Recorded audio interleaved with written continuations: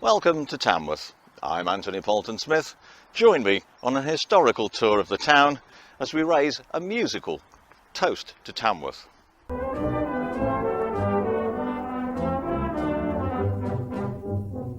When the Romans built old Watling Street through a land of forest and marsh and peak, they never guessed their glorious feat would help give rise to Tamworth town. With animal skins and tools of flint, the ancient Brits were fairly skint, so they left 4 wells that were made extinct by the legions of the Roman crown. The Romans found it such a strain to keep this province well restrained, and they went back home when the Saxons came to settle down in Tamworth town. Raise your glasses with a cheers, friends who come from far and near to join the celebration year and drink a toast to Tamworth town. Tamworth's history dates back at least 1400 years. Though little is known of the area before then, during the Roman occupation, other than its proximity to the pre-existing ancient trackway, which the Romans paved as the military road, which we know as Watling Street. 8 miles west of Tamworth, on Watling Street and in the village of Wall, we can still see the remains of the Roman settlement of Letter Chetham. Wall was an important staging post on Watling Street, which ran from Dover to Wroxeter in Shropshire. On this site, owned by the National Trust and managed and maintained by English Heritage, you can still see the remains of an inn for travellers, as well as the public baths with its sequence of cold, warm and hot rooms. The adjacent museum provides a fascinating insight into life here and displays many excavated finds. So next we had the Mercian kings who had strange names and did strange things. Of one of them I now shall sing, and he lived right here in Tamworth town. A mighty warlord they did choose, fought every battle and didn't lose, an offer the Witan couldn't refuse, and he lived right here in Tamworth town. Hastings saw the Norman hordes and the Anglo-Saxons lost their sword, and Marmion was the new landlord in a castle up in Tamworth town. Raise your glasses with a cheers, friends who've come from far and near to join the celebration year and drink a toast to Tamworth town. Towering over the confluence of the town's 2 rivers, the Anker and the Tame, is Tamworth Castle, one of the best preserved motte and bailey castles in England, dating back more than 900 years to shortly after the Norman conquest. Obviously the castle has a huge history behind it, which continues to this day. In fact, we are here on one of those milestone days, a special ceremony forced indoors to the Great Hall by one of our increasingly frequent stormy days. A little bit of background for those that perhaps don't know all of it.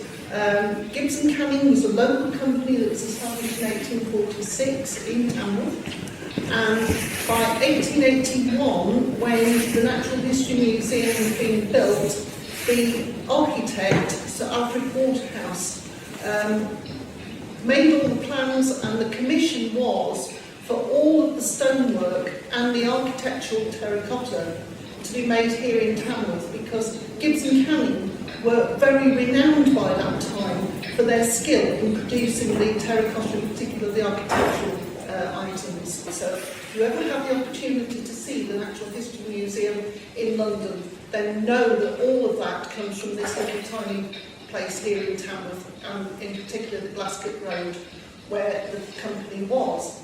Now, the Griffin, come 1970, Gibson Canning formally closed, and the Griffin had sat all that time in the brickyard of Gibson Canning, because the very nature of producing terracotta meant there was the potential for it to crack in firing, for it to be damaged in transport, or for it to be damaged as it was mounted into the building. So they always made extras, they made spare items, and the Griffin out here never actually made it to the Natural History Museum in London.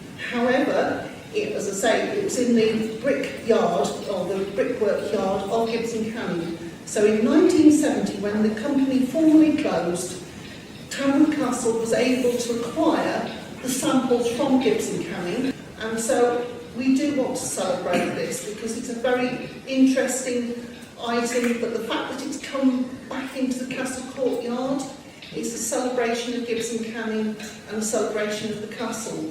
There's no evidence evidence of any wings on it. I actually like to think that it is probably a griffin, simply because in ancient history, griffins were known to be the guardians of treasure and precious possessions. And I like to think that actually that's come to guard Tamworth Castle.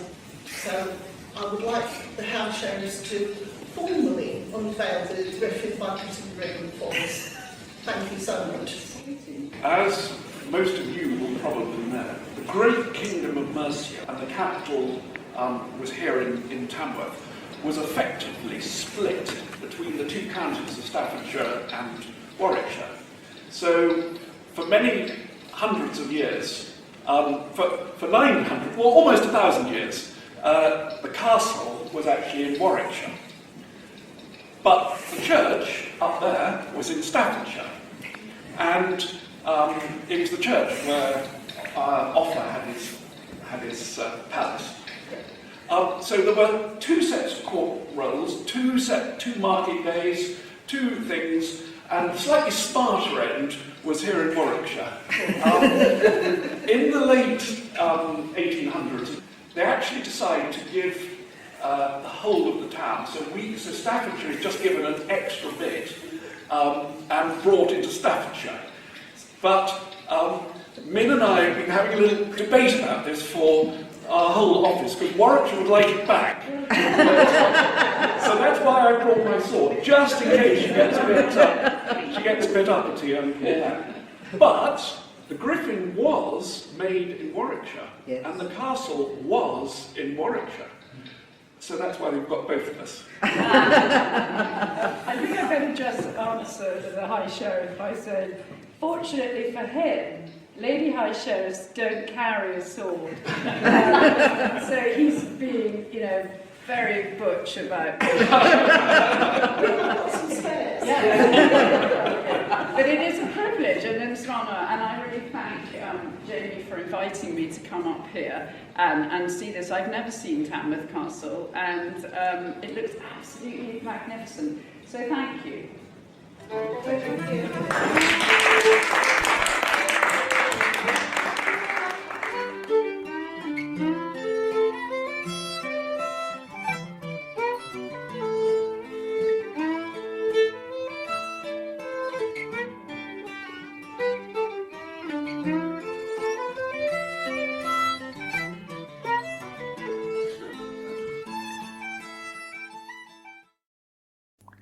Ladybridge, or Bridge of Our Lady, crosses the confluence of Tamworth's two rivers, the Anker and the Tame, and its name relates to there having once stood a statue of the Virgin Mary in the middle of the bridge. The first record of there being a bridge here dates back to 1294. And in that same year it was ordered that the makers of tripes henceforth do not wash tripes except by the Lord's Bridge, i.e. Ladybridge, where it will not be harmful to the town. In 1795 the medieval bridge was destroyed by severe winter floods, which in 1796 led to the first Baronet Sir Robert Peel helping to pay to have Ladybridge rebuilt. This was opened in 1799. In 1839 Ladybridge was widened to accommodate more traffic, and the bridge we see today is a Grade II listed building. It's hard to imagine nowadays that, up until it was pedestrianised in the 1980s, this was the major crossing point for traffic to, from and through Tamworth. Walking across the bridge, be sure to look out for the plaques set into the pavement telling the ancient history of the town.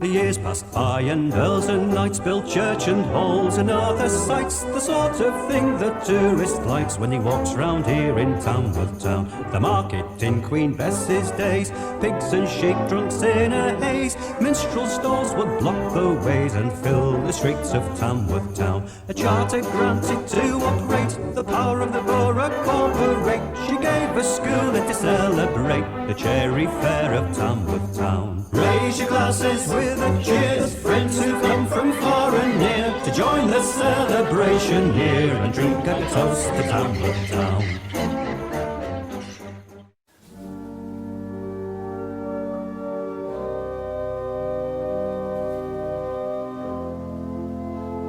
Tamworth Church of St Ediths is an Anglican parish church and is Grade 1 listed. It's the largest medieval parish church in Staffordshire, and most of the current building was erected in the 14th and 15th centuries, with some 19th century additions.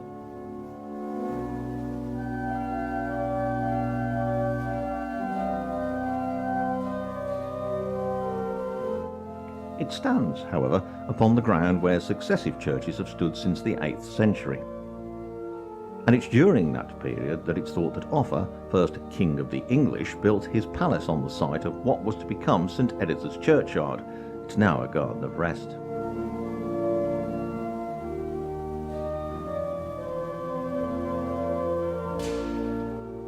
The earliest existing record of a peal of bells at St Ediths dates from 1552, when church commissioners carried out an inventory of churches.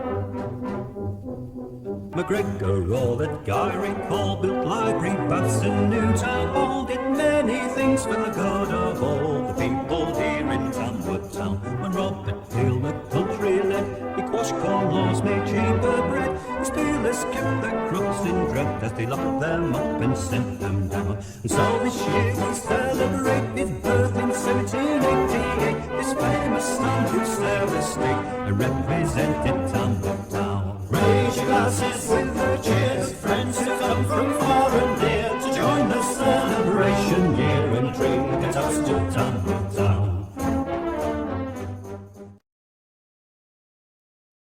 A popular song in the 1950s about a green door hiding secrets was very successfully revived by Shakin' Stevens in 1981. Well, Tamworth has its own green door in a wall on Ladybank, hiding one of the town's best-kept secrets. Let's take a look inside.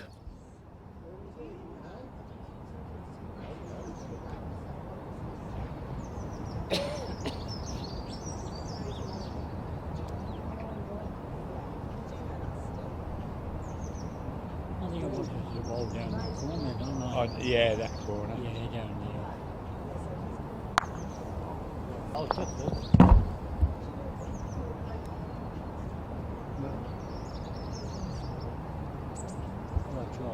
Okay, yeah.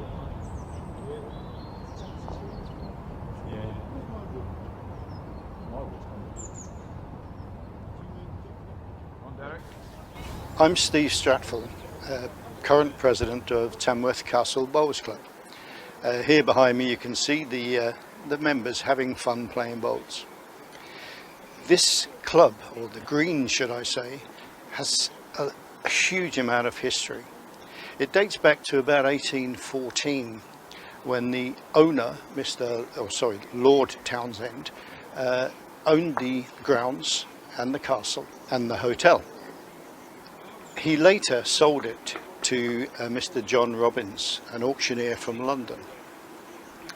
Mr. Robbins applied to the council to have a wall erected around the green, and in 1821 this was done. In 1845, among the well-known members that we had were a number of mayors from Tamworth, but most importantly, Sir Robert Peel, the founder of the police force.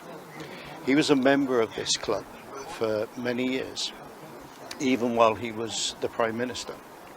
In 1977, the Castle Bowls Club was given the option to purchase the green, and the club members put together a sum of £4,000 to buy the grounds from the council. And this lovely club that we now have, which is, as I say, steeped in history, we have buildings here which are protected, grounds which are protected, and we have a membership currently of around about 60 people, aging from 20s right up to our oldest member currently is 94 years old. Tamworth Castle Bowling Club is now over 200 years old, and with the strength of our members, we will continue to go for another 200 years.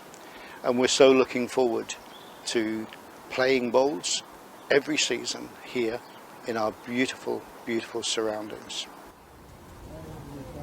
No, I don't come round. You come too far round. And it's too heavy again.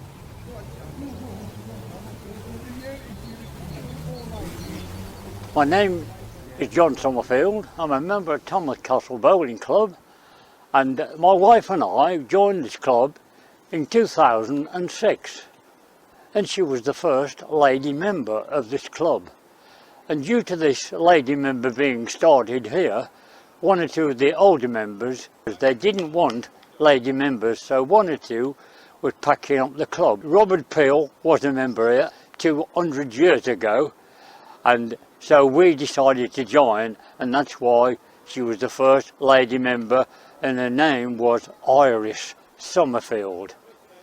But that's about all I can tell you at the moment. Oh, we've been members ever since, and it's been a most fabulous, fabulous club, and very good members as well, and very, very friendly. And we really, really enjoy this club, and hope to continue for many, many years to come. Thank you so much.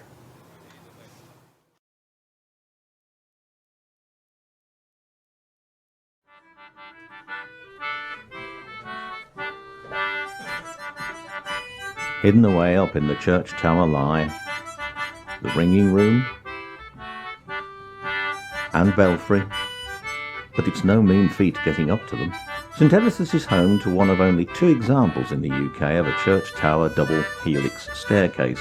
It was built sometime between 1400 and 1420. The staircase, as shown in this model, is actually 2 staircases that wind around a central stone column. On the ground floor, one entrance is from the outside of the building and the other from the inside. But it's only the inner staircase that gives direct access to the ringing room and the belfry before the 2 meet at the top. Perhaps the double helix allowed the town watch to access the top of the tower from the outer staircase without having to enter the church building. Nowadays, it's the views that draw one to the top. If you fancy tackling the climb, public access is allowed to the staircases, battlements, bells and ringing room on a number of advertised open days.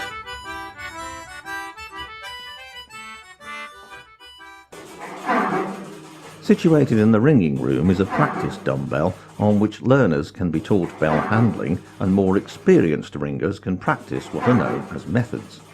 It handles like a normal church bell and consists of a large round wheel with a heavy counterbalance weight to mimic the weight of a proper bell.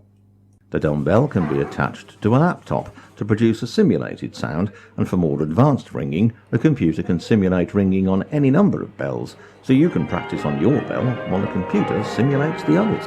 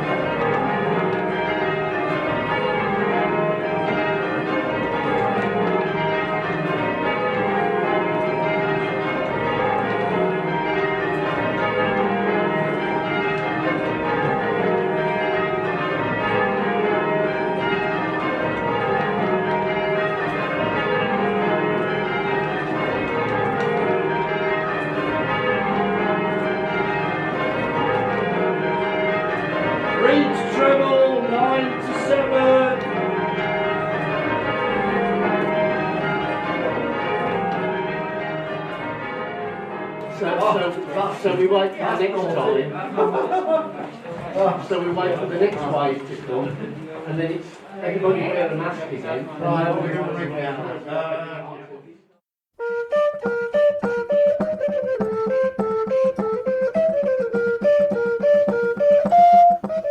Hi, I'm Steve Edkins. I'm here at the Tamworth Tap and Brewery. Let's go inside and take a look what's happening upstairs.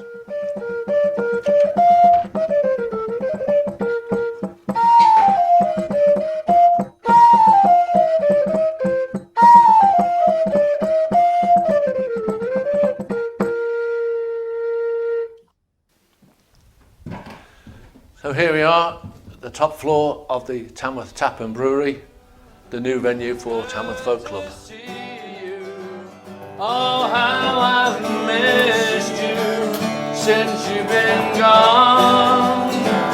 I've travelled the oceans, been through many lands across Scotland. It's good to see you, to be in your...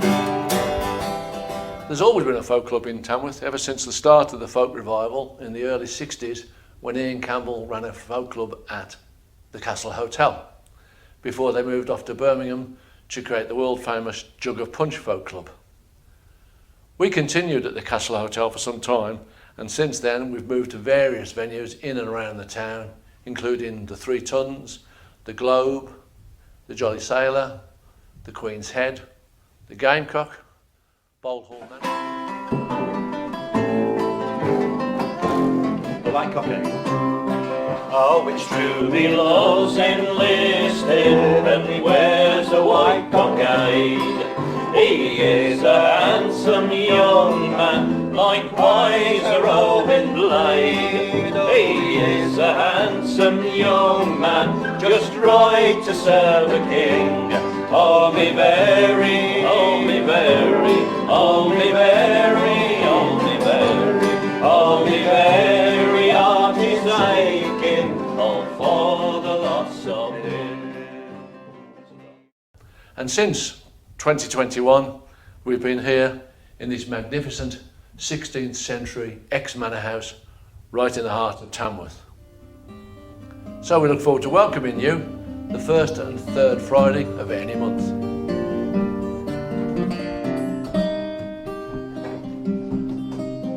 Walking through the grit and grind, leaving many miles behind. You can see me at the roadside, slowly walking. And though you quickly pass me by, out of the corner of my eye, I could see you'd like to stop and do some talking. For I'm just a gentleman, knight of the road, and I remember every road I've taken. And I've walked the streets of Rye to the hills of Ambleside, and to the song of the blackbird I awaken. The whistle there.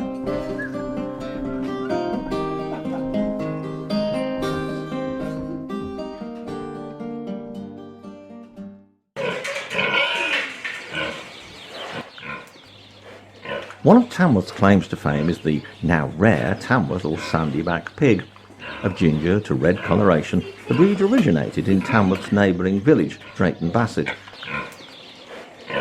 At 2nd Baronet Sir Robert Peel's Drayton Manor, after his existing herd was interbred from 1812 with pigs from Ireland known as Irish Grazers. The breed is said to be close to the original European forest swine and presumably not too many steps away from the wild boar.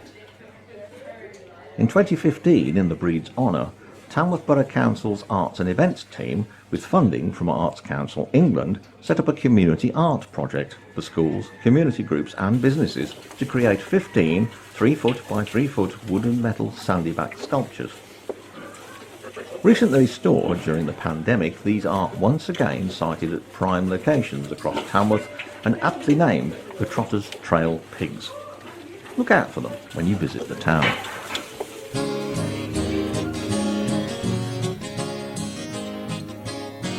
Keep your Birmingham bull in your Derby ram, and even your romance cat.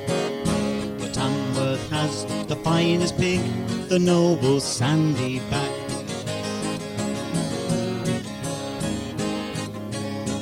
Well, a friend of mine, he said one time he had a Tamworth pig, and he swore to me quite truthfully his pig could dance a jig. Well, I never laughed, though I'm not daft. He swore that it was true. And when I drink as much as him, I see his pig dance too. Keep your Birmingham bull and your Derby ram, and even your old Manx cat. For Tamworth has the finest pig, the noble sandy back. He even said when he went to bed, beside his pig he'd lie. Well, his wife was sad and very mad, 'cause she had to sleep in the sty. But when she thought about it, she moaned at him no more. Although she had 2 cold feet, the sandy back had 4. Keep your Birmingham bull and your Derby ram, and even your old Manx cat. For Tamworth has the finest pig, the noble sandy back.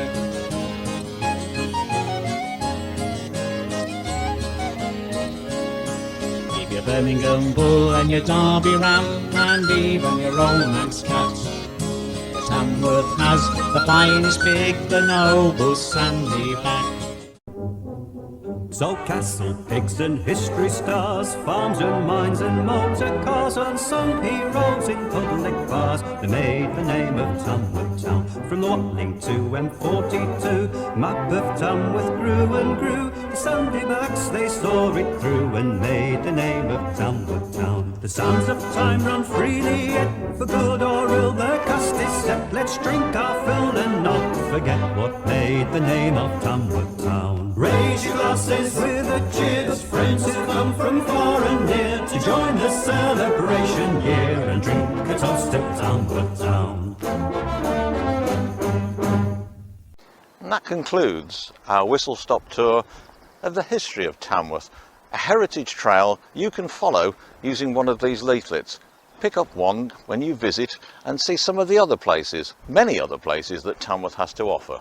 We've all been to the Cherry Fair and know what fun we did out there. We've all come back with a tale or two from the fair at Tamworth. Stories true upon our lives, stories we can tell our wives. So lend an ear and we'll tell you about the fair at Tamworth. Whatever you want, whatever you need, it's at the fair at Tamworth. Whatever you want, whatever you need.